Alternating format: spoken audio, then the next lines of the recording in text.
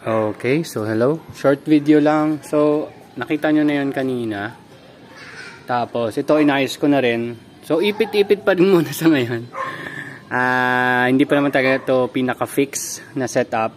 Pero ito na yung nakaabang ko para taniman ng 10. So, 5 dito sa ilalim, tapos 5 dito sa ibabaw.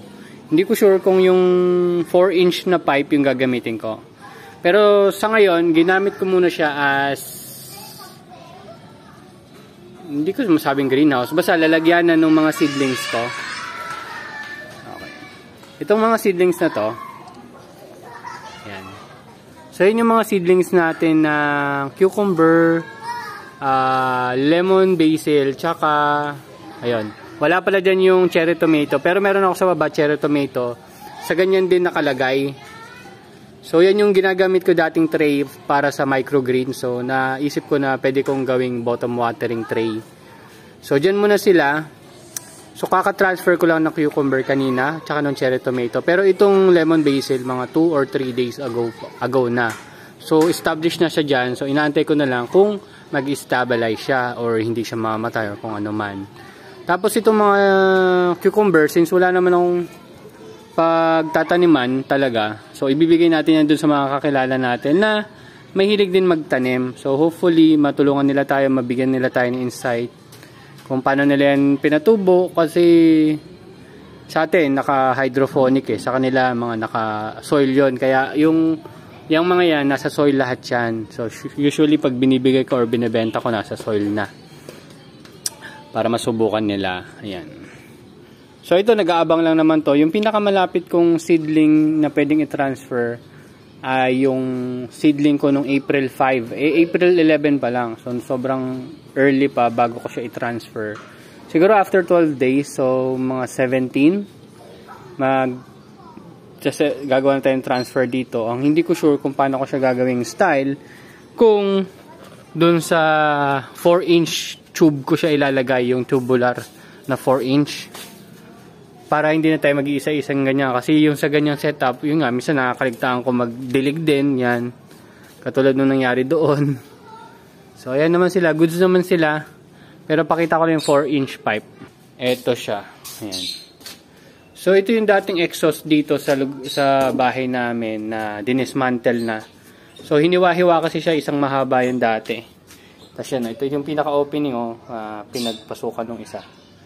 Yan. Tapos yan, katulad nun, 4-inch. So, bibili na lang tayo ng 4-inch na end cap. So, dalawa. Tapos, susukatin ko na lang kung mapagkasya ko to dun sa lagayan ko na may 7 heads. Eh, di dun sa 7 heads na lang natin sila. So, sa isang ganyan, 7. Ito kasi yung sukat nito, pang 10 heads Tapos, dun sa isa, kasi magkasukat lang sila. So, kung kaya naman sila sa 7 heads, sa 7 heads ko na ilalagay para mas sulit yung pagkakalagay natin. 'Di ba? Hindi na masyadong maaksaya yung tube. Pero sobra-sobra to ng konti, siguro mga isang dangkal na sobra para dun sa 7 container. 7 yung sukat.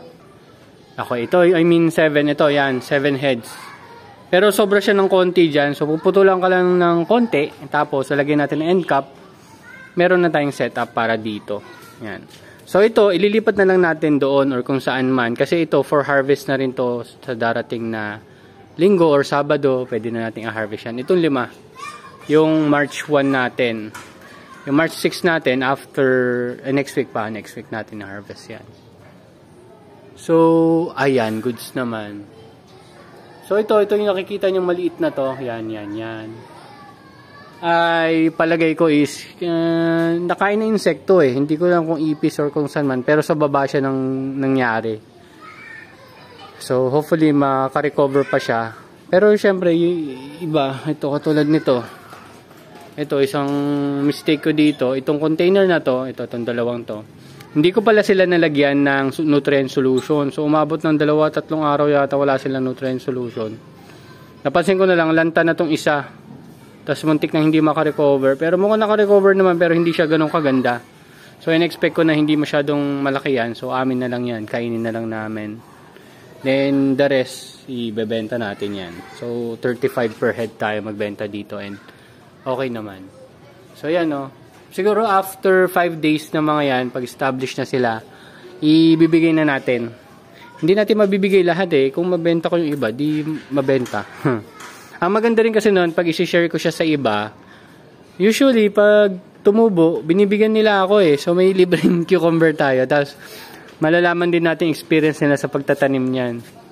So ito talaga nagbe-bend yata. Depende kung nasan yung ilaw.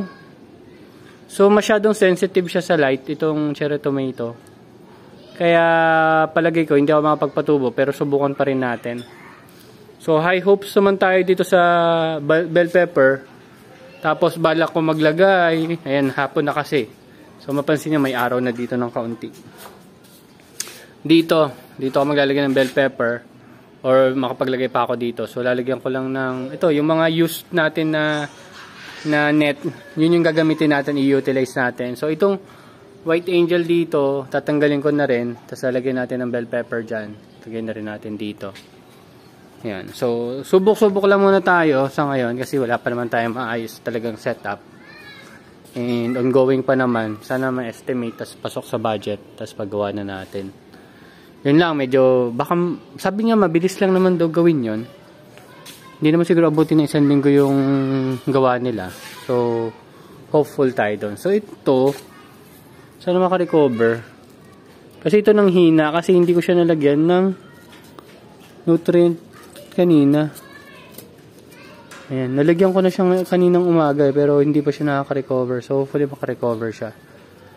Pero sa linggo or Sabado, kasama yun sa mga i-harvest natin. Kasi nga, hindi na rin tayo magkukontinue ng scamander sa ngayon. Sa ngayon lang naman. Baka sa bukas. Pwede. Sa ngayon, wag muna kasi nga kailangan niya talaga na mas magandang sikat ng araw or mas magandang setup para mas tumubo siya maayos. So if any case maging maganda yung result ng dalawang kong cage natin, papagawan din natin to. So ito, kasya dito siyam. Papasukat ko na siyam yung kasya dyan.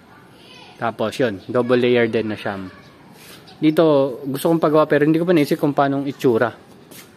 Yan. Kasi minamaximize lang natin yung space na meron tayo. So kanina naman nag-foliar na tayo. Usually umaga or tanghaling tayo nag-foliar para at least may experience sila ng tubig. Yan. Yung bulaklak na naman is nalalanta. So yan, malaki na yan 6 months. Tagal pero hindi pa ako naka-harvest kahit isang beses. So sad. Hindi ko sure kung dahil sa variety, fortune something yata. Hindi ko alam kung yun yung variety niyan. Siguro yun din, isang possibility yung sa variety. Kaya hindi ko siya mapatubo na maayos. So ito naman, lumalaki naman. Sa ngayon wala pang mga suckers. Pero iniisip ko magkakaroon ng suckers yan after 1 to 2 weeks. Kakaroon na yung suckers. Then nakita nyo naman yung ugat kanina. Ayusin ko lang yung container. Na malago naman talaga yung ugat. Tsaka may video tayo na napakita natin na malaking ugat. Wait lang, ayusin ko lang tabingi. Okay, so yan na ayos ko na. So ito, nakita ko lang to sa baba pero plastic siya, na corrugated eh, no? May parang opening sa gitna. So hindi siya fully plastic. So kahit pa paano, kung uminit man siya, hindi siya ganoon katagal umiinit. Kasi yun nga, may dumadaan na hangin naman. So, ang plano ko nga, lagyan ko siya ng ganyan kasi nagkakaubusan na ako ng ganito. Tapos malamang, kakailanganin ko rin ng ganito, insulation, para dun sa tube na ginagamit natin. Yung tube na gagamitin ko nga. So, hindi pa ako nakapag-harvest na to, pero hindi ko mapapromise na bukas maaalala ko. Pero gusto ko na siyang i-harvest. Pero pag nag-harvest nga tayo ng buto, i-document natin. Katulad ng ginawa natin sa sa lemon basil. Then afterwards din naman kaagad, then after several days din siguro, gawa rin tayo ng video, papagerminatin natin yung mga butong na kolekta natin. Okay? So yun lang naman, hindi naman siya related talaga sa daily update natin, pinakita ko lang yung mga bago nating seedlings. Tapos ayan. Hindi ko sure kung tutuloy ko pa itong mga amaranth natin dito. Pero ang gagawin ko, papatubuin ko na lang dun sa indoor nursery natin hanggang lumaki. Tapos bago natin i-transfer kasi mas nadadalhin ako sa ganun. Yung ngayon hindi ko sure kung ano nangyari sa kanila eh. Tsaka, o nga pala, nung natandaan ko nga pala, yung dito, yung mga amaranth natin dito, hindi masyadong lumaki kasi nga kulang sa araw. So possible, dun, sa may sikat ng araw dun, natin siya patutubuin. So ayun, no, medyo tumatabigi na siya kasi nga sobrang taas niya siguro or kung ano man. Ito naman, gilitan ng leeg. Namatay. So hopefully hindi ganito mangyari dun sa cherry tomato ko. Pero tingnan natin kasi hindi ko sila nilagay dito yung mga container, yung mga seedlings na yon kasi nga may hindi ako mapaliwanag na nangyari na hindi ko rin alam kung bakit nangyari. Yan lang naman. So ayan. Yung kung mapapansin niyo may mga puti-puti. Ugat 'yan eh. Ugat to. So dapat pala, ayan, up until cotyledon mo siya maibaon. Palagay ko up until cotyledon mo siya maibaon. Dito kasi yung cotyledon eh. Meron din dito. Dito yung cotyledon. Ito may cotyledon pa yan. Dito yung cotyledon. So up, ganun mga ganyan. Mga half inch or 1 inch from cotyledon mo siya maibaon. So yun yung nakikita ko Yun yung possible lapses ko sa paggawa sa kanila. Tapos hindi ko sure kung maiikot-ikot ko pa sila dito. Kasi nga, kung titingnan ko to, kakaiba. Siguro pag tumaas na lang, try nating ipaikot-ikot na lang dito. Hindi ko sure. Bahala na. Bahala na. So, yun lang. So, hopefully naman maging maayos. Ito nga, may kagat-kagat na hindi ko maintindihan, no? Ay, nako. Anyway, that's it. Next update na lang. Kung may tanong kayo, tanong nyo lang. Pag hindi ko kayang sagutin, research natin. Para matuto rin ako at ma-share ko kung ano man yung ma-research ko. So, ito yung hydroton. Yan. Yan lang. Bye-bye.